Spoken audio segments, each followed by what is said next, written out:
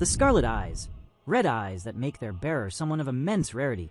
These are Kurapika's eyes, just like those of a Uchiha, Naruto fan here, which became a curse because of their eyes and ocular powers. In the world of Hunter, it was no different, but he was the one left behind, now seeking revenge for his clan. But what really happened? And what was the impact of this in the story of Hunter x Hunter? Where did these eyes come from? And a movie portraying all of this would be just insane. After all, when Killua activates his scarlet eyes, everything around him changes. And speaking of change, go ahead and change the track and subscribe to the channel. Folks, leave your like and turn on the bell. We begin with this phrase, open quotes. Upon activating the scarlet eyes, Kurapika becomes a specialist. Close quotes. Kurapika becomes a specialist when he activates the scarlet eyes. Kurapika, by nature, is from the conjurer category, but due to the uniqueness of the scarlet eyes, an inheritance from the Kurta clan, he has an extremely rare ability.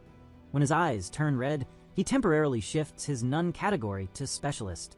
This transition happens whenever Kurapika activates his scarlet eyes, allowing him to use abilities that he could only access in this new category.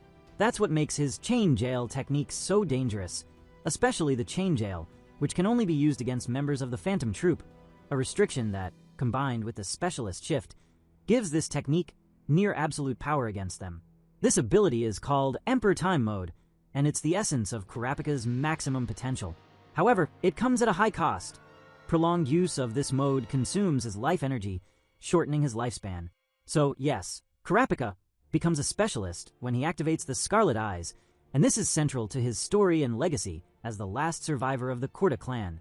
And we open this video with none other than the one who survived and will avenge his clan. As we know, this movie maybe wouldn't bring a huge impact to the story itself. It could be like some Dragon Ball movies or other anime movies about things that didn't happen, but could have a parallel reality with the same event, but with Kurapika's victory through his eyes. It would be very interesting. After all, among the greatest tragedies ever recorded in the universe of Hunter x Hunter, few are as deeply marked by pain, injustice, and silence as the extermination of the Kurta clan. The name of this tribe is already, in itself, an epitaph, a nation of erased souls, forgotten in the sands of time, remembered only by their eyes, not as symbols of who they were, but as merchandise, trophies, fragments of human greed. A movie diving into this dark episode wouldn't just be about a massacre, but about the resistance of the spirit, the beauty of tradition, and the fury that's born when what is sacred is profaned. It would be, above all, the story of a destroyed identity and of Kurapika, the last heir, condemned to carry alone what once belonged to an entire people. The movie would open in a valley of warm colors, abundant vegetation, and an ancestral atmosphere. The Kurta clan lived in isolation not out of fear, but by choice. Their philosophy was to preserve the purity of emotions, of memory, and of the connection with human essence. Among them, there was a deep belief that the most intense feelings should be tamed, refined, and used as a channel for a higher energy. From that came their greatest feature, and their curse, the Scarlet Eyes. When moved by powerful emotions like anger, sadness, or love, their eyes changed color, turning red like blood and bright as rubies. But those eyes weren't just an aesthetic change. They symbiotically carried the life energy of the bearer, functioning as a direct manifestation of their nun, even if most members of the clan never formally studied this technique. Those eyes captivated not because they were simply beautiful. They were unique. They carried the soul of the Kurta, and that glow attracted more than just admiration. It attracted greed. Healers, collectors, underworld merchants, hunters of rarities.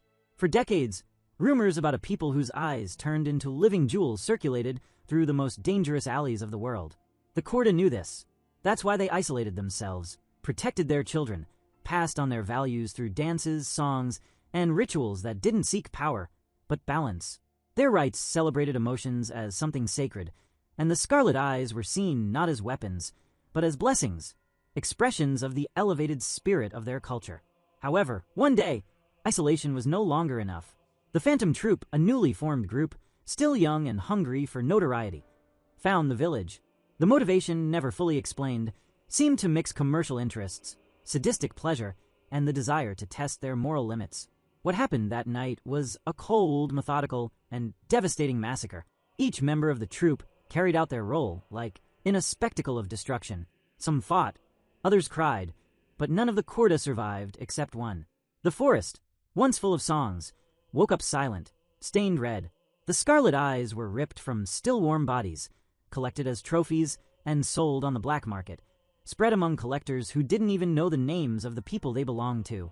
Kurapika was a child. He was not in the village at the time of the massacre, thanks to an outing with one of the elders to collect herbs in a remote area. Upon returning, he found the horror. That image would shape his destiny. Childhood ended there, and with it, a new Kurapika was born. Someone who would no longer have the luxury of being a child or of belonging to a family. His people had turned to dust, and his mission, clear: recover the eyes of his companions and ensure that such a crime would never happen again. In the movie, we could see the before and after of Kurapika overlapping. It would be important to show that he was, above all, a sensitive, curious boy, deeply connected to the tales of his people, fascinated by maps, by other worlds, by ideas and dreams. That would make his transformation even more painful. His coldness, his meticulousness, and his obsessive commitment to revenge would be more than personality traits. They would be defense mechanisms. He became calculating because he could no longer afford to make mistakes. Every wrong step meant a lost eye, a forgotten soul, a new scar on the Kurta legacy. Little by little, Kurapika learns about none, and in doing so, he shapes his own ability based on pain and absolute commitment to his mission. He develops his chain of vengeance, a unique technique rooted in promises and restrictions that make him absurdly powerful against members of the Phantom Troupe, but almost suicidal in any other scenario. And that's where the nature of the Scarlet Eyes reveals itself once again. When activated, Kurapika is able to temporarily change his Nen category to Specialist, an almost mythical rarity. This transition is not just a tactical advantage, but a sign of how the emotional heritage of the Kurta people transcends even the conventional categories of power. His suffering leads him to transcend limits. The film would also present the other members of the Phantom Troupe in their early days, showing their twisted motivations, their perverse charisma, and the ease with which they turn lives into numbers. Phaeton, with his inquisitorial cruelty, Maki, cold and fast, Yuvajin, unrestrained brute force, and Krallo, the silent brain who observes everything. The dynamics between them would already show the internal conflicts and the idea that, to them, the Kurta massacre was just another operation, a banalized crime, in contrast with the depth of the trauma it left behind. This would reinforce the impact of the narrative. What for some was an impersonal act, for Kurapika was the end of the world. But the film would not be limited to tragedy. It would bring to light the values of the Kurta, their internal legends, the teachings of the elders, and the myths they told about their eyes. Among them, there was the belief that the Scarlet Eyes represented the bridge between the physical and spiritual world, that, by accessing them in their full form, the bearer could touch fragments of the human essence and understand the natural flow of emotions across the world. This belief was not none, but something beyond, an almost metaphysical link with what is purest in the human soul. The eyes, therefore, were not weapons but windows, and to rip them out was more than murder. It was the desecration of a spiritual legacy. It would be interesting to include flashback scenes of the elders with Kurapika, perhaps talking about ancient clan leaders, about ceremonies where the Scarlet Eyes were evoked in a ritualistic way, and even stories about the first Kurta to awaken the Red Eyes. This internal mythology would create a sense of a lost civilization, making the viewer complicit in Kurapika's pain. The audience, like him, would begin to feel that something irreplaceable was stolen. As the script progresses, it would show Kurapika infiltrating smuggling networks, facing mafias, destroying underground auctions, and recovering eyes one by one. Each pair of eyes recovered would be a heavy scene, not as an explosive victory, but as a ceremony. He would store the eyes in preservation capsules, always respectfully, with prayers in his native language, a language that only he still speaks. The Kurta language would have melodic sounds, reminiscent of a culture that danced to thank the earth, that sang to the rain, that treated emotions with the reverence of a cult. Every word uttered by Kurapika in that language would carry the weight of centuries. At the climax of the film, there would be an ambush. Kurapika, on the verge of retrieving another set of eyes, would be betrayed by disguised allies, but his intelligence would save him. He would use his conjuration abilities with surgical precision. And even in victory, he would emerge wounded, physically and emotionally, because he would know that he is still far from the end. There are still eyes scattered around the world. There are still troop members alive. There are still memories he cannot erase. In the end, the film would not show full revenge. It would not show the destruction of the troop or the end of the pain. It would show Kurapika sitting in front of a fire, surrounded by the capsules with the eyes he has already recovered. He would speak alone in a low voice, perhaps recounting old stories, retelling myths from his childhood, as if there were still someone listening. And then, looking into the flames, his eyes would turn scarlet not out of anger, but out of longing, for the memory of everything that was lost. For love, a love that finds no echo, but that persists.